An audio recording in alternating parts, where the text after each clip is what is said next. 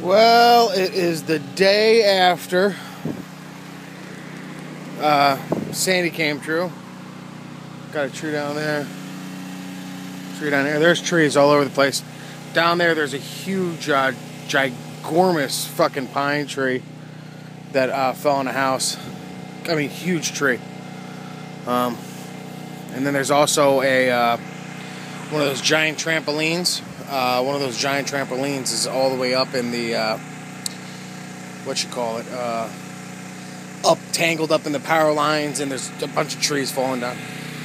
We've got the generator running.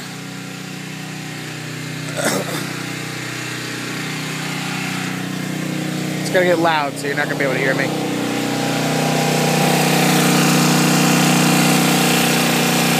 Fence got blown down. That tree's been there forever.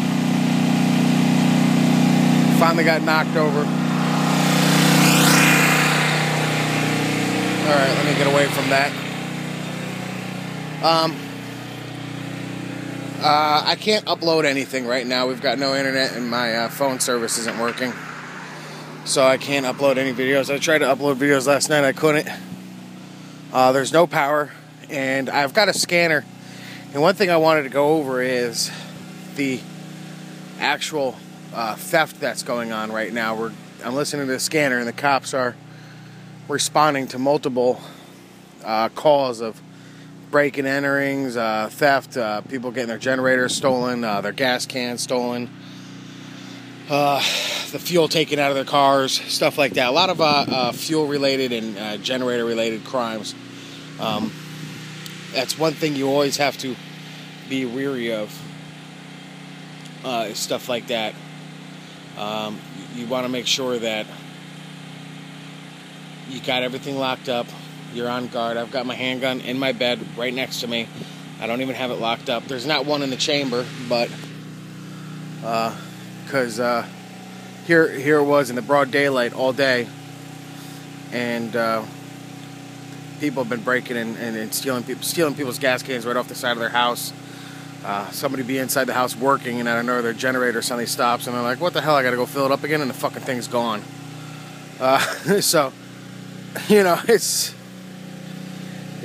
fucked up, man. But let me tell you, man, people are scumbags, and guarantee you, the reason why they're stealing those generators is there's a tree all the way down right back there. You can't even see it from here. That house and that yellow house. That house and that house are both abandoned. Like I said, they're like, well, you probably haven't even seen the video yet, obviously. I might have accidentally deleted that one too. Those houses are left over from Irene. The house and the property, it's like 100 feet by 75 feet. $39,000. They're totally demolished on the inside, though, because they were never cleaned out after the flood. I think actually the yellow one's going for 46, and that one was going for 39. So those two houses right there. Not that one. Those two houses. But yeah, right in the broad day, these people, they're stealing these generators, and you know what they're stealing them for. They're not stealing it to hook up the refrigerator. They're not stealing it to hook up their battery. They're stealing it to try to get their fucking TVs and their internet back on.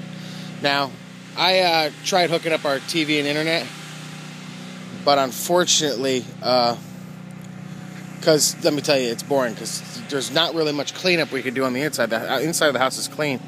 We got a lot of roof damage, but we got to wait for that to get fixed. Unfortunately, I can't fix that. Roofing I don't know about. It's probably the one skill trade I don't actually have never done. It has to do with my fear of heights, probably. But, you know, in the broad daylight, these people are stealing generators, stealing gas cans, and they're doing it simply just to fucking turn their TV on and their internet or something like that. You know, I mean, it's, you know, it's most likely they're not doing it to save somebody's life or something like that. So, you know, that's just how it goes. The storm was crazy last night. I got some film of it. I know I watched the films that I recorded on my phone, and unfortunately you can't really get a grasp of how windy it was. I know it wasn't only gusts up to 70, 60 miles per hour, whatever like that, and I've been in worse, but it was just never around here. It was pretty intense. This area looks pretty untouched, but there are down trees everywhere and every place. So it's hard to explain. I tried going around and filming earlier, but I've been so busy. We had everything stacked up in the house just in case it did flood. So I've been taking care of that all day, getting everything, literally putting the house back together. I'm going to show you what I did just to... I'm sorry this film is shaky, guys. I'm doing this by hand. So, if for some reason your vagina hurts and you can't take shaky, then... Alright, you can tell the house is dark on the inside. It's actually... I don't understand these cameras. When you're trying to record a video inside your house, you can have 5 billion watts and it still looks too dark. When you're outside and it's dark outside, it looks... Alright, but I've got a curtain hung up to separate the one part of the house, and then I've got my office, and then we've got this bedroom, which you can't even see. Well, I got the generator coming out. I've got the heater on right there. Rescue responding 518. Got the shotgun hanging up there. Pistol right there. Is there any way I could get the... No, I can't get the light on, I guess. And we've got the desk. And Rigel's sleeping like a baby. He was up. I think he's got his right eye, he's got an eye infection. I've been trying to cure it, but I don't know. I don't know if he's going to make it much longer.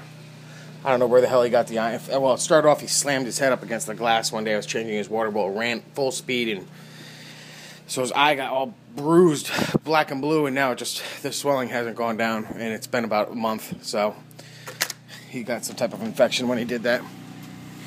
Other than that, guys, I mean, it is what it is. Nobody has power. We're probably going to be out of power 7 to 10 days. Last night, over in that direction, there was a giant fire coming from somewhere. There is all the way down there's the Somerset Patriots baseball stadium, and there's also a giant power plant, or I don't know if you call it a power plant. It's where just a grid area, whatever you call it, whatever distribution plant. I think that was on fire. My buddy works for the electric company. Well, a few of my buddies, and they all are telling me it's going to be about 2 weeks before we get power. They're like, listen, don't expect power in 2 weeks, because almost every street there is a telephone pole down, there is wires ripped down, and just every street. So in about 3 days, people are going to start calling up the local radio station and complaining and crying, I don't have power yet. Woo. So it is what it is. God, there's always a lot of cars coming in here.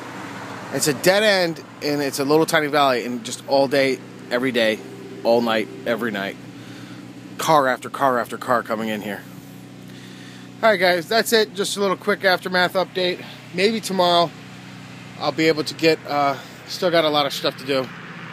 I got to get some type of tarp over the roof. So, alright guys. I'll give you a video. Hopefully we'll be able to drive around tomorrow. Bye.